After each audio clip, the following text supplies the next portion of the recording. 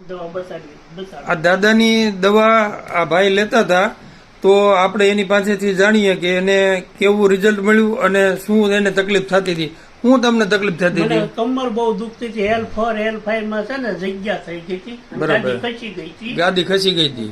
અને બેહી એકતો જ નહોતો. હા અને હવે આ દાદાની દવા લીધી હા તે બે મહિના થઈ ગયા. બરોબર. અને સારું તારે બેહી એકું છું, હા હાલી એકું છું. પેલા હાલી નહોતો એકતો બરોબર. અને હવે હાલી એકું છું. હવે બધું હાલી ચાલી બધું એકો આ છો. બધું હેઠો જમી એકું ને પેલા જમી નહોતો એકતો. હવે હેઠા બે એકો બધું. તમે આમ કેટલા વર્ષથી આવ ઘેરે બેઠા હતા? બે વર્ષ હા હું તો 2 વર્ષ હુતા હતા. બે નહોતો એક તો હાલી નહોતો એક તો સંદાસમાં ખુરશી લઈને જઈ એક તો ખુરશી બરોબર. ખુરશી નથી લેવી પડે. હવે કાંઈ નહીં ના અને બધું રેડી. હા બધું આ ભાઈ તમને અહીં લઈને આવ્યા હતા, હા ભાઈ. તમે લઈને આવ્યા હતા. તમારું શું કહેવાનું થાય આ દાદા બાબતમાં? આ દાદાનું કામ બહુ એટલે બહુ વ્યવસ્થિત અને બહુ સારું છે. આ દાદાની દવા લેશે ને જે માણસો, હા એના માટે હું તમને કહું ને વરદાન રૂપ છે. વરદાન રૂપ છે એમ.